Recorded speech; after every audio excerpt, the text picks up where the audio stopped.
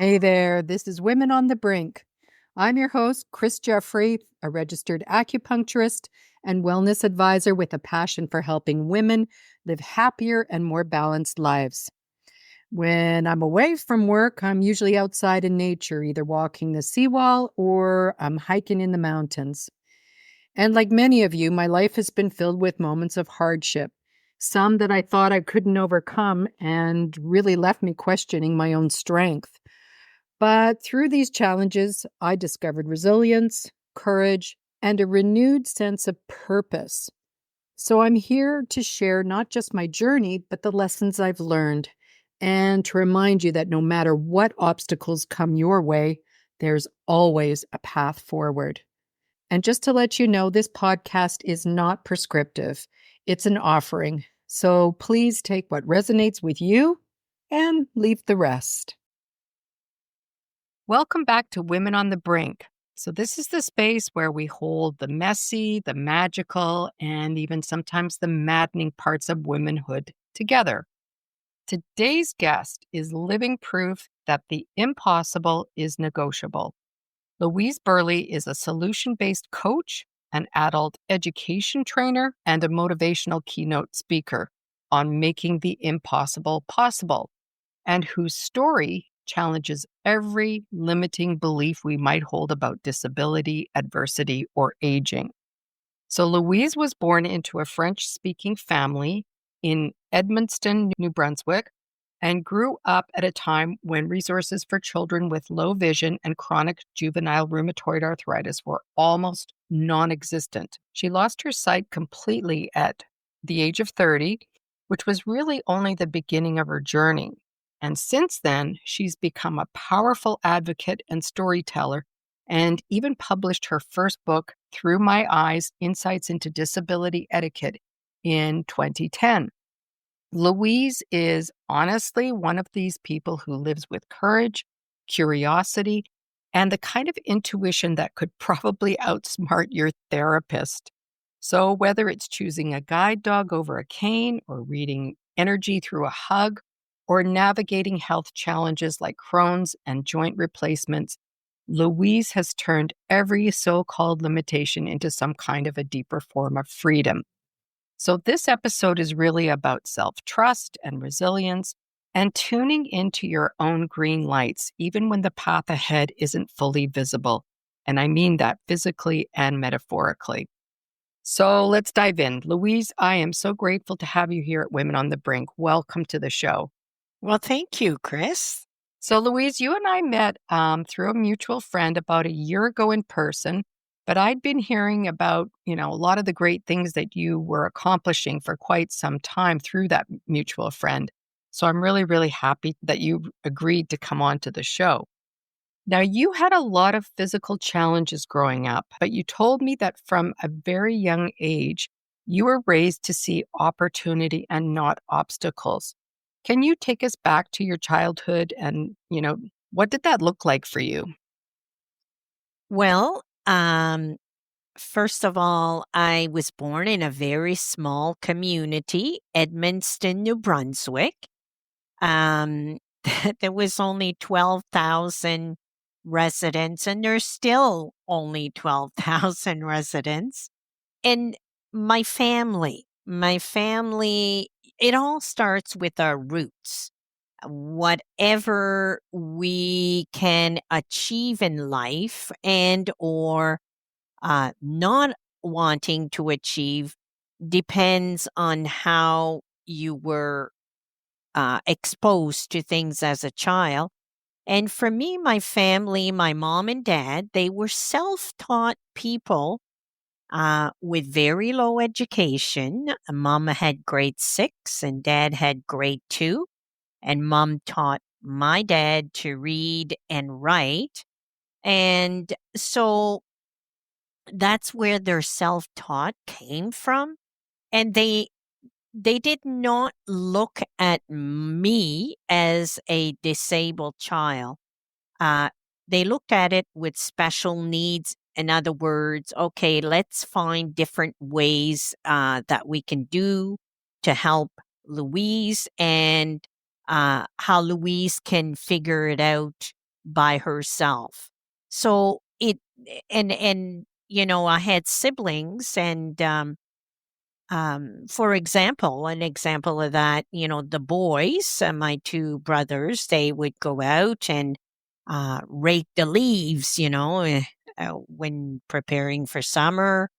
They would do the outdoorsy thing. And inside, mom would say, okay, well, go around and empty the garbage and make the beds, or things that she knew that I could do, even though I was diagnosed at 2 with a visual impairment. I could see some until the age of 30.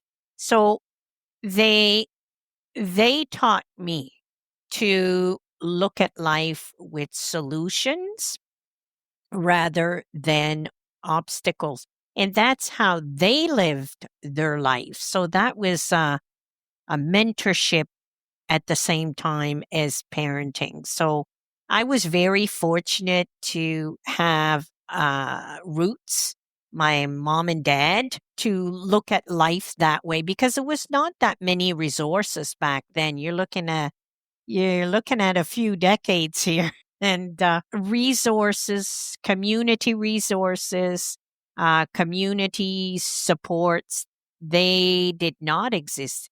There wasn't even Medicare back then. So they had to figure out how to pay for things, special medication, treatments, that kind of thing. So, yeah, that's where I would say my mindset began, and then throughout my life with different episodes. Sounds to me like you weren't, like, overprotected, right? They let you figure things out as you went. And that's correct. And what happened also is I would look at how they were doing it. I didn't Mhm. know when I was a child that they only had low education, but I would look at how they would figure out things, right? Yeah. And so you kind of model what you live in, the environment you live in, right? So the roots. The That's roots, yes. Yeah, And the fact that you were observing, your parents were actually very good mentors because they were figuring things out for themselves, and that just taught you that that was the way that this was life, right? It wasn't that you were overly protected or sheltered from the challenges that you faced. that's correct. And I never felt like I was a disabled person. The only time I felt different from the other kids is, for example, I only walked at the age of 4. So I couldn't run and go play with the other kids. However, the kids could come to me. So mom would throw little parties, with little cakes, and she was a cordon bleu, so things like that. But I don't believe that my parents also did not, they didn't think that I was extremely disabled. They just worked around what I could do, Yeah. and so that's the way to look at life in general. Yeah, I agree. I think that's really, really healthy. But having said that, you've faced more curveballs than most people, like, the inability to see. Then you had chronic illness, which include Crohn's and rheumatoid arthritis, and you've had multiple surgeries. And despite all of this, like, you're still one of the most vibrant people I've ever met. I mean, I know you've taken the word problem out of your vocabulary and you replaced it with challenges and solutions. So how has that shift changed the way you perceive life? Well, when people see me physically, they automatically think that I can't do anything. Oh, she's blind, or got a guide dog. She's got crooked hands, fingers, blah, blah, blah. So once they get to know me, they only have to chat with me for a few minutes. that shifts their mindset because I've done lots of travel by myself with my guide dog. I've met a lot of people, really good friends. And, and it goes back to the first question you had about, your roots. So then people in their mindset, oh, she can do all this. Oh, then what that does, it helps me live in the sighted world because they then change their mind about, so they no longer judge me for the physical aspect of my disability, my blindness and whatnot. So that helps me navigate the world, right? If people's mindset or perspective change towards a disability, whether it's mine or someone else's, then you don't have to spend the time educating, proving that you're equal because we're all equal at the end of the day. Chris, we're all equal. Yeah, 100%. So it sounds to me like it's been a lot of reciprocity. So people have seen the ability within you, and in return, you've felt that you've been supported by a lot of people in your life. So it's become this lovely circle of empowerment for everybody, really. Would you say? It's a great exchange. Yeah. It's, they give and I give, and it just, it's a back and forth. And because I've been labeled disabled, and if you take the DIS off the disability, the word, guess what you got? You got abilities, right? Yeah. So if I take the time to help someone understand and that, you know what? They probably have a disability themselves. Ah, yeah, You, that's so true. you know, like, uh, because in my mind, humanity is equal. Yes, we may be different colors, we may have different cultures, uh, we have different opinions, that kind of thing. But we all put our socks on the same way, and we all do certain things the same way. Yeah. But let's be honest here. I mean, have you ever had a why me day or a moment and thought like this just isn't fair? No, Oh, yeah. Yeah. I'll bet. The biggest one I have to say, I have two main ones, is the day that I was told that I was going to go blind. I had traveled to Halifax, Nova Scotia to see an eye specialist. And he basically, after the examination, looked at me and he says, oh, you're going to go blind. And I said, oh, when? And looked at me again and he said, probably within 2 years. However, it was less than that. So that was one. And I was working back then with an organization in New Brunswick, and I came and I I was the office administrator, and I called the secretary and I said, look, I don't know when I'll be back. Call the boss and let them know I'm out. And I cried, and you have to grieve no matter how you look at it. And for 2 weeks, and after that, I got up one day and I said, Louise, what's the worst thing that can happen here? What's the very worst thing? Well, the worst thing is you're going to go blind, but you're not the only one who's blind in the world. So pull up your socks and move on. And then the other second episode that I played, the poor little old me syndrome, I call it, Mhm.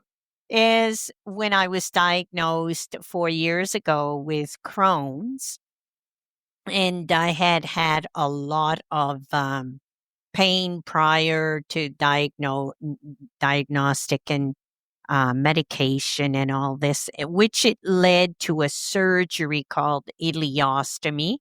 And that's when you have a pouch, you have a piece of your intestine coming out of your belly, and you wear a pouch, and that's how you go to the washroom. So it's called an ostomate. So, so what I did with those two, and number one, you have to grieve it. My grieving period is usually fairly short because I've learned to let go of things. And I've always asked myself, what can be worse? Well, with the Crohn's, what can be worse would be death if I didn't have the surgery. Well, that I'm not ready for that. So let's move on, right? So that's what you need to look at is what can be worse than what you already have, or what you're living with, or what can you live with. Wow. I mean, this is a very difficult point, and you're right. Everybody has to grieve, but I think, and excuse me, the grieving period is going to be different for each person. It sounds like Yes, yeah, yeah. you didn't wallow in it for too long. But what surprises me about you is that you have gone from, you've made this shift from victim mode to badass mode, because now you've gone on to speak to governments and corporations and community groups about turning the impossible into possible, which is your mission statement, both professionally and personally. Am I right? Yes, that's correct. Yeah. Yeah. And so when you walk into a room, like Yeah. to give one of your impossible to possible talks, what's the fire you're lighting under, those listeners, those people that have come to hear you speak? What do you want them to walk out believing about themselves that maybe they didn't believe when they walked in the room? Well, one of the things that I really want them to know first is, guess what? You have a disability too. So let's chuck the word away and look at equality. We may have different lifestyles. We're from different cultures. We have different perspective, but don't try to label people. We're all humans, and as a person, you you can, whatever it is that you're thinking or want to do or is doing or have done, you can achieve it because it's your idea and it's your thought and it's your actions. And what I mean by that is, for example, if somebody wants to, I don't know, they want to learn how to drive a vehicle and they have to go through courses and whatnot, they either take a driver's license course or somebody teaches them or whatnot. So the fire is for you to trust that you can achieve whatever you're thinking, whatever you're doing, or whatever you're having to do. You can do it. Like, there's ways around everything. I just want to stop here for a second because you've said this twice now, and I want to go back to this. You said everybody has a disability. Uh-huh. Um, so let's just talk about that for a second, because so when you say other people have disabilities, what are you referring to? Well, generally in society, they look at physical disabilities. Yeah. Okay. They see someone in a wheelchair. That's a disability, a blind person. Um, what about people that emotional disability, a mental health disability? There's unseen and seen disability. And for example, if somebody only has a kidney, you don't see it, but they have a disability. And the other side to the coin is attitude, right? Perspective, attitudes. If you have all the time poor little old me syndrome, or disease, I call it, uh, that's a disability because you are looking at limitations. Yeah. You see, and that is why if you're not looking at the open door or the open windows or what's around you or in this big world, it's a big, big global world, that you have a disability. It's Yeah. not only physical. And you know what? That's so interesting because as you're talking, what comes to mind, and we talk about this a lot on Women on the Brink, is because you're talking about emotional health and mental health. And what comes to mind for me is low self-worth. When somebody Mhm. has low Yeah, worth, that's a disability. absolutely. And we don't acknowledge that, do we? No, no.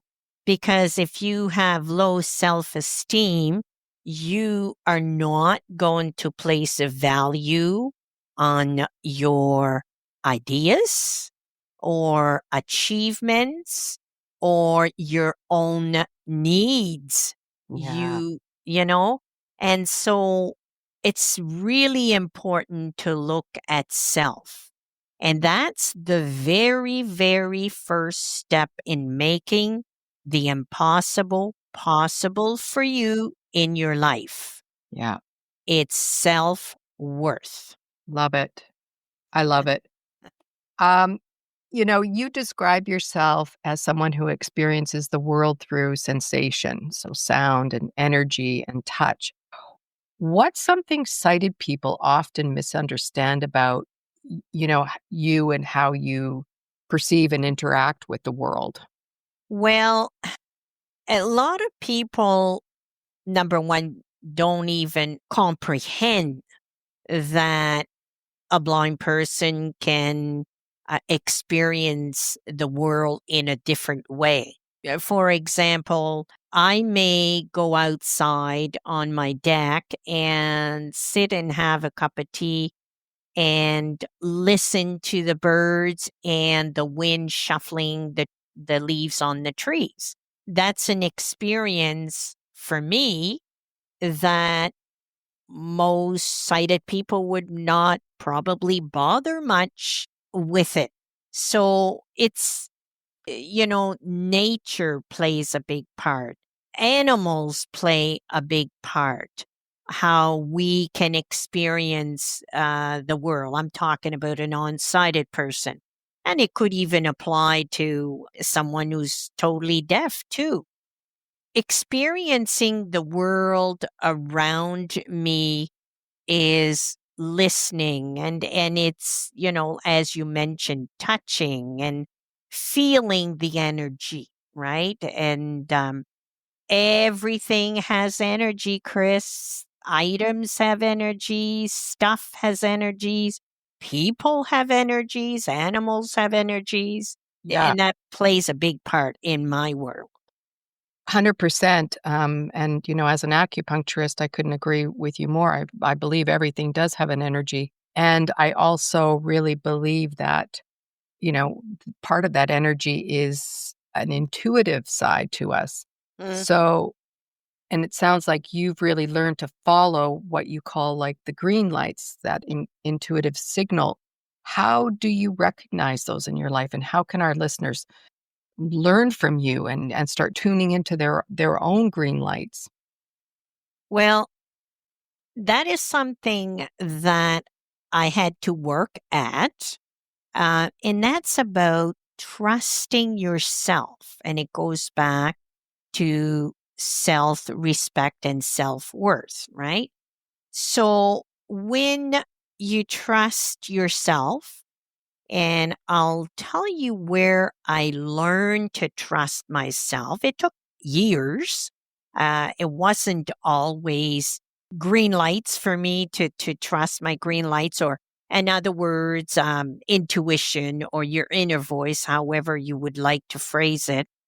So when I went to get my very, very first guide dog, I was petrified of dogs. Okay. That was the first thing I had to face, my fears of dogs, because I had negative experiences as a young child with dogs. After a couple of weeks, when you spend time, you're there for 30 days with your dog, and you do different activities every day. And one of them was to cross 2 lanes of traffic. Okay. And I could not imagine in my brain, in my mind, and in my soul that I could trust a dog to cross 2 lanes of traffic. I could not imagine me hanging on to the harness and doing that with the dog. So when it was my time to do this exercise, I thought to myself, I don't know about this. And I had to figure out which way the traffic was going so that we weren't going to get hit. So that was okay. That was me deciding that.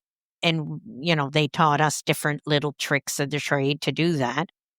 So when I took the harness and told the dog to cross the street, and I went probably halfway of the crossing, I just felt this thing over me that said, wow, this is true freedom, right?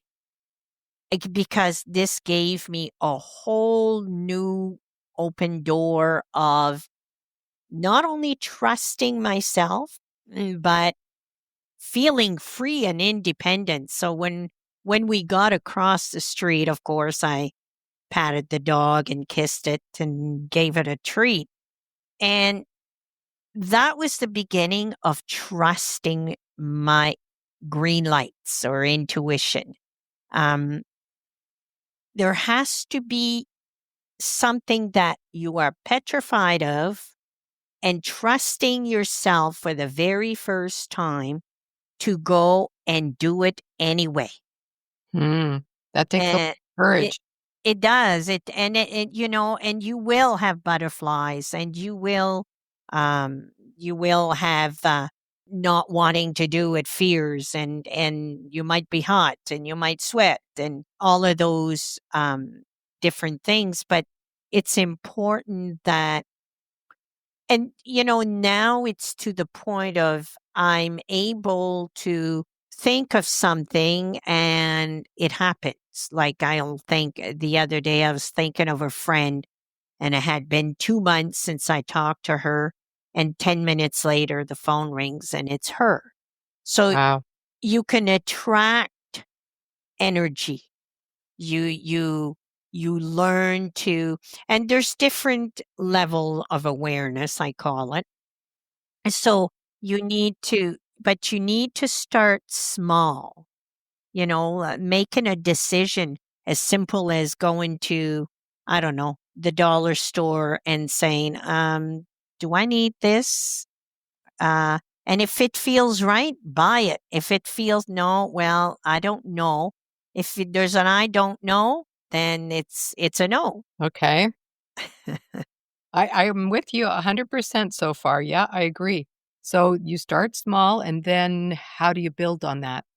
And well, you build on it, bigger decisions, right? Bigger trusting, like the dog thing, right? That was a real big thing, which from that moment on brought me to another level of awareness. So it can be something as small as, deciding what spice to, oh, well, this might taste good in the stew or whatever. Then once you know inside of you, and you have to go and spend some time with yourself, Mhm. be with yourself. Don't always busy, because the more you spend time with yourself and get to know who you really are, the special, unique person, then you will learn to move up different awareness levels. Yes. Yes. And come out of your disability, right? Yeah. Yeah, you're Coming in. coming into non-label world. Yeah. I love that. And I think you told me too that you've honed this skill so much that now you told me how a simple hug or handshake gives you like deep insight into somebody's energy. Mhm. What do those interactions tell you? Well, in business, you often shake hands. So I can tell by their handshake how much they value themselves by being confident. So is that how firm the handshake is? No, not Oh. necessarily because somebody, and because I, this is a funny one, but because I have rheumatoid hands, my hands are small and my fingers are crooked. I have hands of an 8-year-old child. Mhm. Then people, when they shake my hand, they're afraid of hurting me, so they don't shake very strong, right? But it doesn't mean anything as far as their confidence because but I can feel in their handshake what kind of karma they have, if it's honest, transparent, light, heavy. That was another thing through the handshake. I can tell more when I hug a person because then I can feel the size of their body, the height, long hair, short hair, and that's even more close to their inner energy. Wow. So I was able to, because when you travel, I had to figure out how to stay safe. You're blind, you got a guide dog, you're traveling across Canada, doing different workshops, keynotes, and I'm by myself, basically, right? So you I had to figure out different things to, and anybody can do this. It's not just Louise. You can do it. Another person can do it.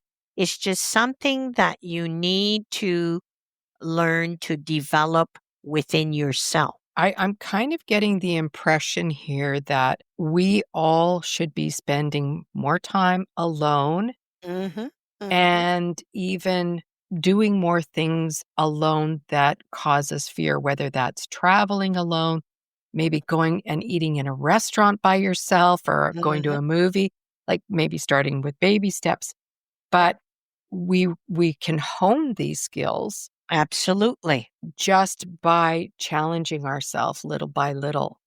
Mhm. And I think most people fear that. And so they won't go and do these things on their own. Would you say that's true? That's correct. And what happens is you stay stuck Yes. and you don't grow innerly, because you're not expanding, you're staying in your limitations, right? Yes. And the other thing too that I want to mention is surrounding yourself with people that believe in you for who you are, not what you can be, but who you are, the special, unique you. Yeah. And that's so important because you need that support. Everybody needs some type of support to move forward. It doesn't matter. I don't make the impossible possible by myself. I have great positive friends. I have a great relationship with my husband and my little four-legged fur. So you surround yourself with people that love you, are compassionate towards you, and And anybody that isn't, just let them go.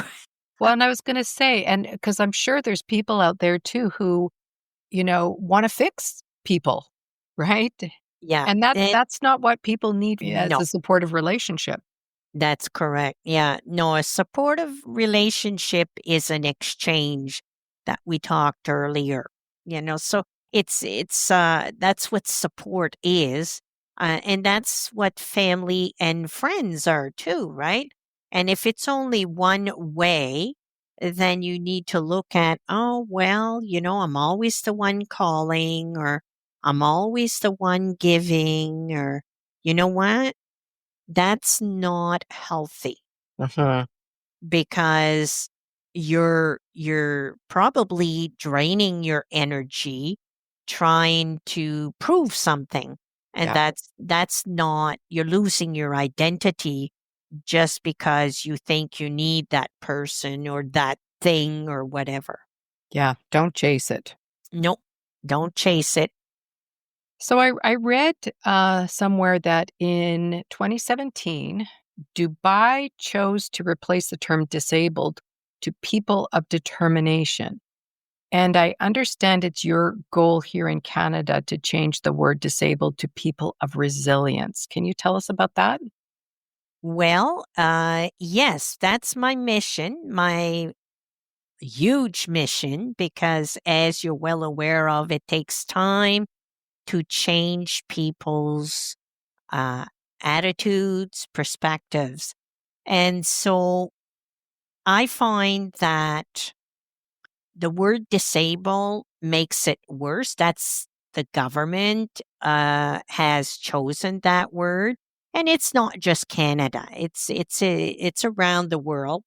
However, I find that anyone that is labeled disabled and goes beyond, they're people of resilience. They know how to bounce back Mm, from challenges. They figure out how to bounce back. more So empowering, eh? yeah, yeah, and it's empowering, it's energizing for me. If on the piece of paper with people of resilience, wow, that's positive. Because in my world of blindness as a young person, I develop a system because when I lost my sight for a couple of years before they did surgery at the age of 8, I developed a system of colors. And when you say to me a letter or a number, it has a designated color. So that's why I'm able to remember numbers and people's name quite nicely. So the word resilience, it's a bright, shiny, um, the letters are fluorescent, number one. They are pinkish red, bright bluish. They're really glowing. That word glows. So why not shift something that is negative, disability, to resilience? Wouldn't that make it? And that could be anybody. Nobody would be labeled disabled because Yeah. we're all people of resilience. Huh. I love that. Humanity is people of resilience. Very cool, actually. So, you and I, we joked when we were speaking before that it's way easier at our age in our 60s, you and I are both in our 60s, than it Yep. is in your 20s to just say fuck it and let things go. I mean, what are some of the big things that you think you've let go of over the years, and how has that sort of formed you or changed you? Well, I have let go of trying to prove myself to people, right? That's a big You one. That's huge. And also I've let go of comparing myself to people, right? Just because I love to sing and, I don't know, a French singer, Celine Dion, went around the world and I want to have her voice and this. So what? I have a great voice. I like it. People like it. There's a song on my website that you can go listen to. The Impossible is Possible. I composed it. I sang it. And so you gotta look at what's working for you And what's not, let it go. Just let it go. And you're going to find things a lot smoother in your life. Yeah. And if it's like if somebody doesn't like what I'm wearing, well, they don't have to look at me, Mhm. So I don't spend my time judging people. It's our eyes that judge, right? You can see whether somebody's shirt is dirty or not. I couldn't care less. I take the time to learn about their energy and what they're made of rather than judging. So let go of the things that don't work for you. Yeah.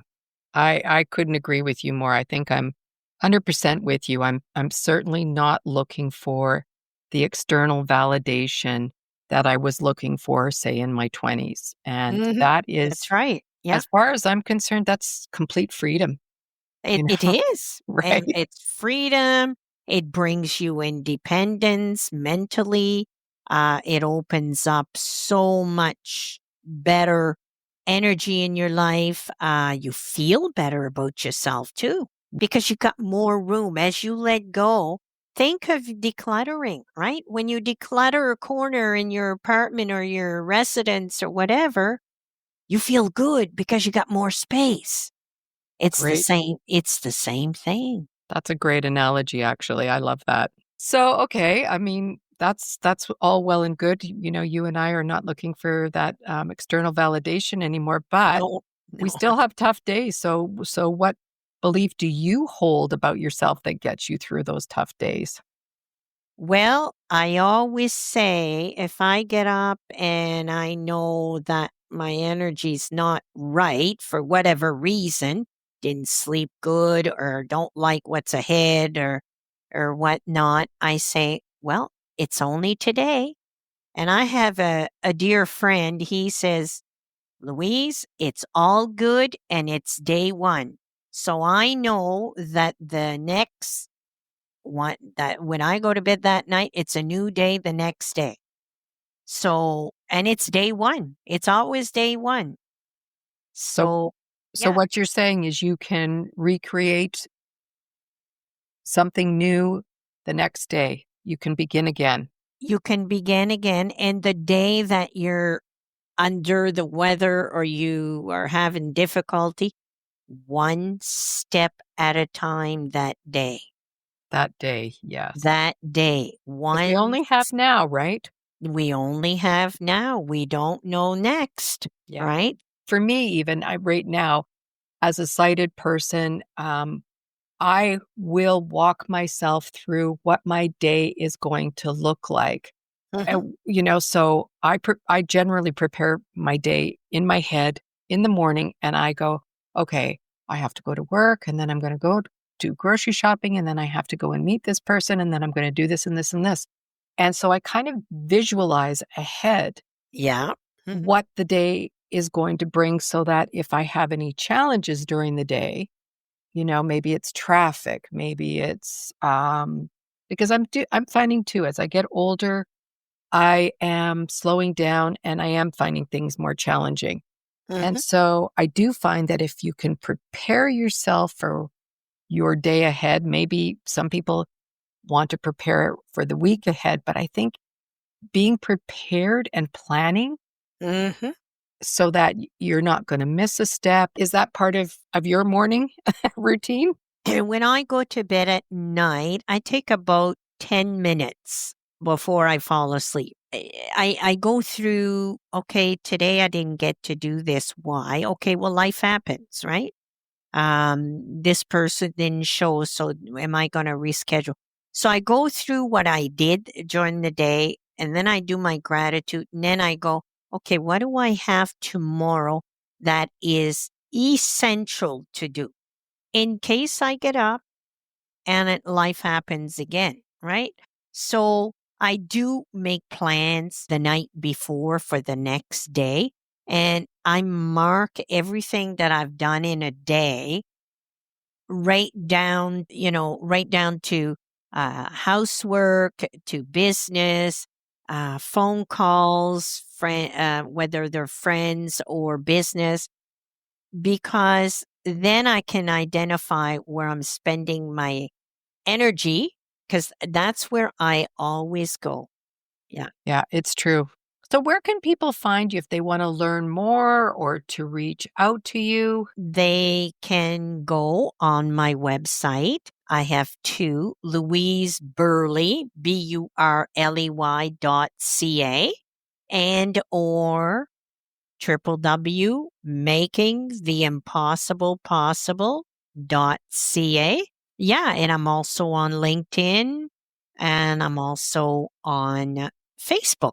Excellent. So, Louise, I want to thank you so much for coming forward and sharing so much of yourself and your life, with us on Women on the Brink. I think you're one of the most inspirational people that I've ever met, and I really appreciate, the fact that you can share your experiences and your courage and your determination.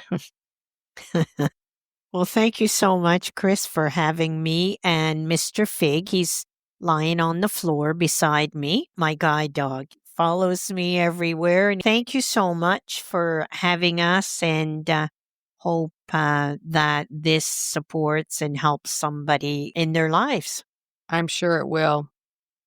And Louise's story is a living reminder that the impossible is often just an invitation, like maybe to rethink the way we view the world or to reframe a narrative and to rise above a challenge. So, whether it's navigating the world without sight, facing chronic illness, or challenging the labels that society puts on us, Louise has shown us that real transformation starts when we stop asking, why me? And start asking, what's possible from here?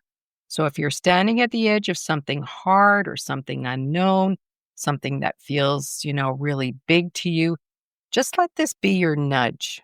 The impossible isn't a dead end, it's a doorway, and you're allowed to walk through it on your way in your own time.